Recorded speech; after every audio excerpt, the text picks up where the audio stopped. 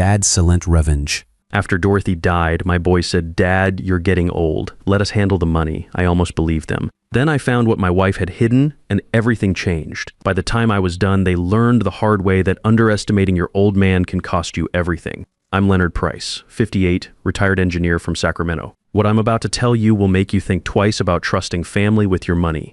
The meeting happened 3 weeks after Dorothy's funeral. Timothy, my oldest at 35, sat across from me in my home office wearing his expensive suit like armor. Nathan, 28, fidgeted beside him looking like he'd rather be anywhere else. Timothy's wife Sharon stood by the window, her designer handbag probably worth more than most people's monthly salary. "Dad," Timothy said, his voice carrying that tone people use when they think you're losing your mind. "We need to talk about your situation." My situation, like I was some charity case. Dorothy handled a lot of the financial planning. Sharon added, stepping closer to Timothy. "Without her, you might miss important details. I'd been managing construction budgets worth millions for 30 years, but apparently my own money was too complicated for me." "What exactly are you proposing?" I asked. Timothy pulled out a folder thick with legal documents, a family trust. I'd serve as primary trustee, Nathan as backup. We handle the investments, bills, everything. You focus on enjoying retirement, right? While they controlled every penny I'd earned, Nathan finally spoke up. "It's not that we don't trust you, Dad, it's just, you're 58. Mom always worried about you making financial decisions alone. That hit different. Dorothy never said anything like that to me. She'd been my partner in everything, including money decisions. But these three were sitting in my office, in my house, telling me my dead wife thought I was incompetent. I need to think about this, I said. Of course, Timothy said, but his smile felt cold. Just don't wait too long. The market's volatile right now. After they left, I sat in Dorothy's favorite chair trying to make sense of it all. We'd been married 32 years. She'd never once suggested I couldn't handle our finances. Something felt wrong, that's when I noticed it. Dorothy always kept her reading glasses on the side table next to her chair, but underneath them was something I'd never seen before, a small brass key. I turned the key over in my hands. It looked like a safety deposit box key, but we only had one box at First National, and I had both keys for that. This one was different. Older, there was a tiny number etched on one side, 847. The next morning I drove to every bank in Sacramento. Took me 4 tries before I found it. Community Trust on K Street. The manager, a pleasant woman named Mrs. Rodriguez, led me downstairs to the vault. "Mr. Price, your wife was very specific about this box," she said as we walked down the marble steps. "Only you and she had access. She opened it about a year ago. A year ago, right around when Dorothy started having those doctor appointments she never wanted to talk about." The box was smaller than I expected, but heavy. Mrs. Rodriguez left me alone in the viewing room, and I lifted the metal lid with shaking hands. Inside were documents I'd never seen, bank statements for accounts I didn't know existed, printed emails between Marcus and someone named Carl Brennan, investment records showing massive losses, and a letter in Dorothy's handwriting marked for Leonard, open only after everything else. I set the letter aside and picked up the first email. It was dated 8 months ago. "Carl, Leonard's getting more dependent since Dorothy's cancer started. Perfect timing to move on those investment opportunities we discussed. He trusts Timothy completely. Cancer. Dorothy never told me she had cancer." I had to read that sentence 3 times before it sank in. The reply was worse. "Marcus, I've got those crypto positions ready. With Leonard's assets as collateral, we can leverage up to $500K. When it pays off, you replace his money and keep the profits. He'll never know." My hands were shaking now. I grabbed the next document, a bank statement for an account under Timothy's name. Starting balance, $347,000, current balance, $28,000. All lost in cryptocurrency trades over 6 months. Nathan's file was just as bad. Credit card statements showing $73,000 in debt. Loans against his car, his apartment deposit, even his wedding ring. The kid was drowning. But the worst document was a medical power of attorney form with my forged signature. They'd been planning to have me declared mentally incompetent while Dorothy was dying. I finally opened Dorothy's letter, my vision blurring with rage and grief. "My dearest Leonard," it began. "If you're reading this, I'm gone and the boys have shown their true colors. I found out about Timothy's gambling on cryptocurrency 6 months ago when our bank called about suspicious activity. That's when I hired Charles Meyer to investigate." Charles Meyer. I'd never heard that name. "The boys don't know I discovered their plan. Timothy has been forging your signature on loan documents. Nathan has been taking cash advances on credit cards in your name. They think you're too trusting to check the details." The letter went on to explain how Dorothy had moved our real savings, $4.8 million, into protected accounts only I could access. The house and our rental properties had been mortgaged to the maximum. When the boys inherited them, they'd be getting $2.1 million worth of real estate with $2.75 million in debt. I've also prepared a new will with Charles Meyer's firm. The choice of what Timothy and Nathan inherit is entirely yours. Give them what they deserve, not what they expect. Love always, Dorothy. Attached was a business card for Meyer Investigation and Legal Services. I sat in that windowless room for over an hour, processing everything. My wife had been dying of cancer and spent her final months protecting me from our own sons. Timothy and Nathan had been stealing from me while pretending to care about my well-being. The woman I'd loved for 32 years had carried this burden alone, probably to spare me the pain of knowing what our boys had become. The next day, I called Charles Meyer. His office was nothing fancy, just a converted house in Midtown Sacramento with a discreet sign out front. Meyer himself was about my age, maybe a few years older, with the bearing of someone who'd seen enough of life's ugly side to not be surprised by much. "Mr. Price," he said, shaking my hand firmly. "Dorothy told me you'd find your way here eventually. She was a remarkable woman. She never told me about the cancer. She didn't want you focused on dying when she needed you focused on living and protecting yourself." He gestured to a chair across from his cluttered desk. "Coffee? Please." As he poured from a pot that looked like it had been brewing since morning, Meyer continued, "Your sons have been planning this for over a year. Timothy owes $230,000 to various creditors, mostly from failed cryptocurrency investments and some gambling debts in Reno. Nathan's $85,000 in debt and has been using your credit to stay afloat. How is that possible?" Meyer spread documents across his desk like a poker dealer. "Identity theft. They've been opening accounts using your social security number and forged signatures. Technically, it's elder abuse and wire fraud. I could have them arrested tomorrow." The coffee tasted bitter, but I needed something to steady my hands.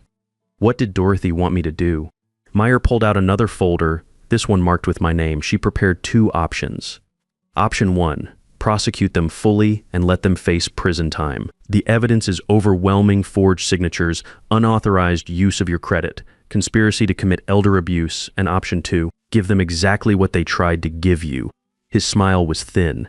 Your real will leaves everything to you to distribute as you see fit. You can choose to gift them the properties they expected to inherit, properties that are now leveraged to 130% of their value. I stared at the documents he'd laid out: property deeds, mortgage papers, bank statements. They'd inherit debt, $650,000 worth. They'd have 30 days to refinance or face foreclosure. And given their credit histories and existing debt loads, he shrugged, they'd lose everything. Dorothy thought it was poetic justice. They wanted to treat you like you were incompetent, take control of assets you'd spent a lifetime building. Instead, they get a lesson in consequences. I picked up one of the mortgage documents. My signature had been forged on this one too. Timothy's handwriting trying to mimic mine. "How long do I have to decide?" "As long as you want," but they're getting impatient. Timothy called my office twice this week, fishing for information. He knows something's changed but can't figure out what. That evening, I sat in Dorothy's chair again, this time with a glass of the good bourbon we'd been saving for our 35th anniversary. The house felt different now that I knew the truth. Every family photo on the mantle seemed to mock me. Had Timothy and Nathan been planning this even during Christmas dinners? Had they been calculating my worth while I carved the turkey? My phone rang. "Timothy, Dad. Hey, just checking on you. You seemed a little off yesterday when I called. I hadn't called him back. I'm fine, son. Just missing your mother. I know it's hard. That's why Sharon and I think the trust arrangement would really help take the pressure off you. The pressure." As if managing my own money was some kind of burden, instead of a responsibility I'd handled successfully for decades. "Actually, Timothy, I've been thinking about what you said, about Dorothy worrying about my decisions." "Yeah," his voice picked up, eager. "Maybe you're right. Maybe I should step back and let family handle things." "Dad, that's great to hear, really.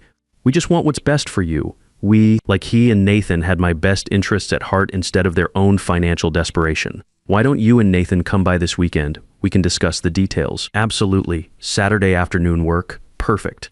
After I hung up, I called Charles Meyer. "It's Leonard Price. I've made my decision." 2 weeks later, I invited Timothy and Nathan over for dinner. Sharon came too, wearing another outfit that probably cost more than most people spent on groceries in a month. I'd spent the time since our phone call preparing, working with Meyer to ensure everything was legally sound. "Dad, you look great," Timothy said, giving me one of those careful hugs people give when they think you might be fragile. "Have you thought more about the trust arrangement?" "I have," I said, leading them into the dining room where I'd laid out Dorothy's good china. "In fact, I've decided you were absolutely right. I do need help managing everything. The relief on their faces was almost comical. Nathan actually smiled for the first time in months. That's wonderful news, Sharon said, settling into her chair. Timothy's been researching some excellent investment opportunities. I'll bet he had. Actually, I've already taken care of most of it, I continued, serving the pot roast Dorothy used to make for special occasions. I've prepared inheritance documents. You'll get the house, the rental properties, everything we discussed. Nathan set down his fork. Dad, that's incredibly generous. Family takes care of family, I said, echoing the words Timothy had used when this all started. I just need you both to sign the transfer documents. Meyer had prepared everything perfectly. The documents looked official, legal, generous. Timothy and Nathan would inherit $2.1 million worth of real estate, just like they'd expected. What they didn't know was what came with it. These look pretty standard, Timothy said, flipping through the pages. His law background from his consulting work meant he could read contracts, but Meyer had buried the important details in subsections and addendums. Just property transfers, I said. Nothing complicated. Sharon leaned over Timothy's shoulder. Honey, maybe you should have our attorney review these first. It's fine, Timothy said quickly. Dad's being generous here. I don't want to slow things down with unnecessary legal reviews. Nathan was already signing his copy, eager to get his hands on his share. This is really happening, he said, almost to himself. After everything we've been through, everything they'd been through, like they were the victims in this situation. They both signed without reading the fine print, just like Meyer said they would. Greed makes people careless. Well, I said, raising my wine glass to family. To family, they echoed, but their smiles were the smiles of people who thought they'd just won the lottery. After they left, I called Meyer. It's done, I said. They signed everything. How do you feel? That was a good question. I'd expected to feel satisfaction, maybe even joy. Instead, I felt empty. These were my sons. I'd taught Timothy to ride a bike. I'd helped Nathan with his homework. And now I just handed them a financial poison pill that would destroy them. I feel like Dorothy would be proud, I said finally. She would be. You protected yourself and taught them a lesson they'll never forget. 3 days later, Timothy called. His voice was different.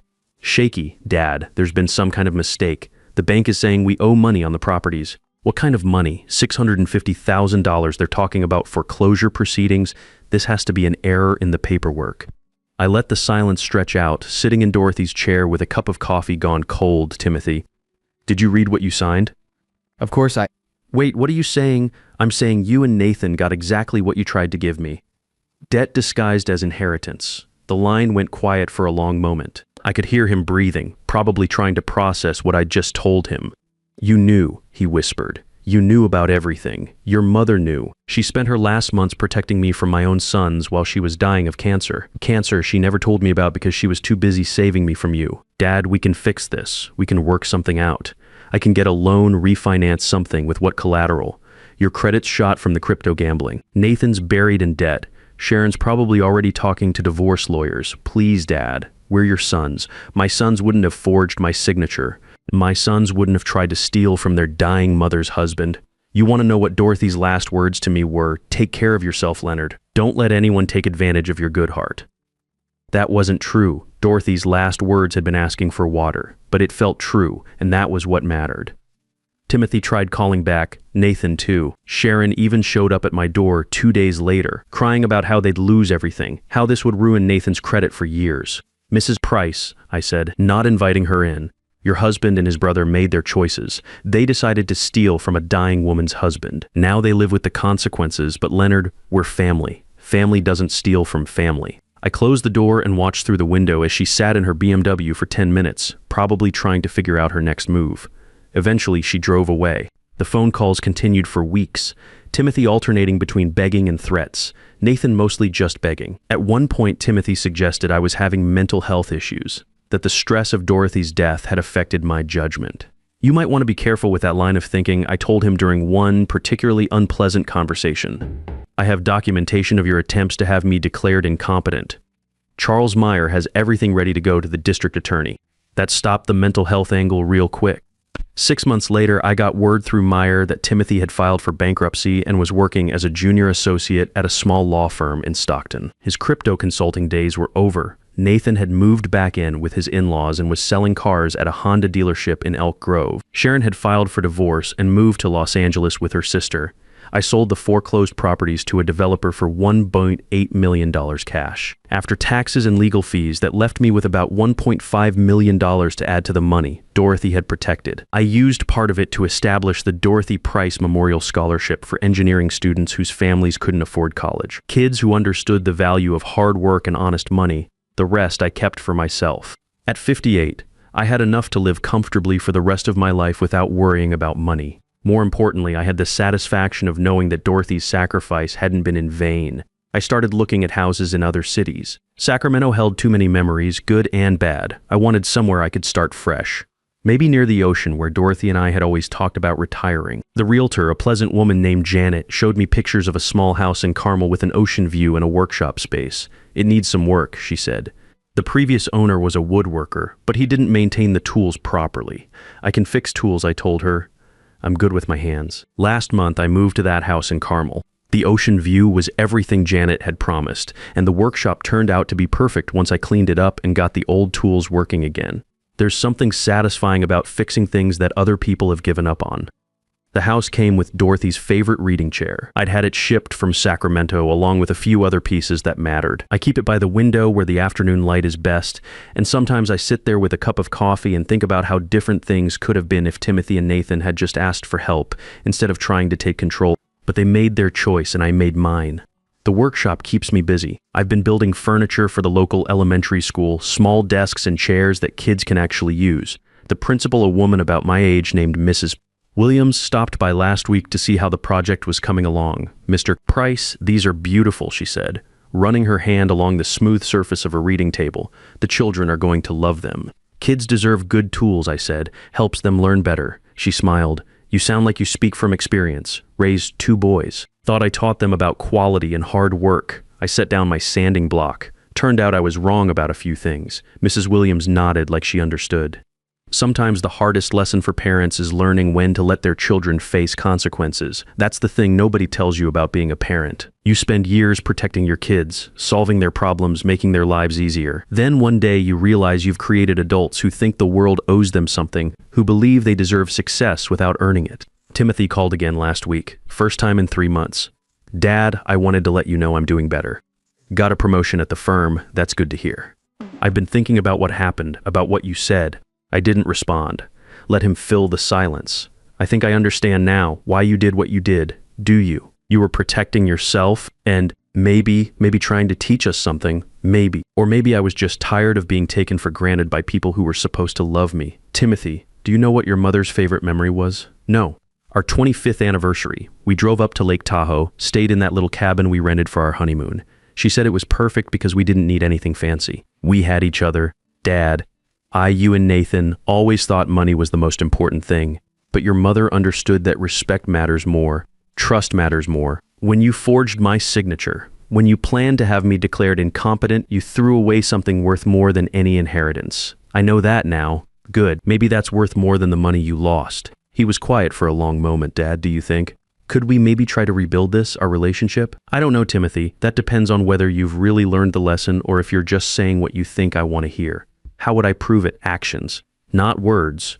Show me who you really are, not who you think I want you to be. We hung up without making any plans to meet. Maybe someday we will, maybe we won't. The choice is his now. Nathan hasn't called, according to Meyer. He's still at the Honda dealership, still living with his in-laws. Sharon did follow through with the divorce and moved to LA. Last I heard, she was working at a real estate firm in Beverly Hills, probably doing fine for herself. I don't spend much time thinking about what they're doing now. I've got my own life to live. The woodworking keeps my hands busy, but my mind wanders sometimes. Usually to Dorothy and what she went through those last months. I found her medical records in another safety deposit box Meyer helped me locate. The cancer was aggressive, fast-moving. She probably knew she didn't have much time when she started her investigation. The hardest part is knowing she carried that burden alone, protecting me from the truth about our sons while fighting cancer. She could have told me everything. Let me handle it. Instead, she spent her last months making sure I'd be okay after she was gone. That's love. Not the kind Timothy and Nathan showed. taking what they wanted and calling it family loyalty. Real love sometimes means making hard choices, even when those choices hurt. I established the scholarship fund at UC Davis, where I got my engineering degree 35 years ago. The first recipient was a girl named Maria, whose parents work in agriculture. Reminds me of my own father who did construction work to put me through school. Maria sent me a thank you note last month, said the scholarship meant she could focus on her studies instead of working 2 jobs. Said she wanted to design better water systems for farming communities. That's the kind of legacy Dorothy would have wanted. Money going to someone who understood its value, who would use it to build something better instead of just consuming it. The ocean here is different from the lakes Dorothy and I used to visit. Bigger, more powerful, but also more peaceful somehow. I walk on the beach most mornings, watching the fog roll in and out. Sometimes I think about the 32 years we had together, and I'm grateful for every one of them. Dorothy saved me in more ways than one. She protected my money, yes.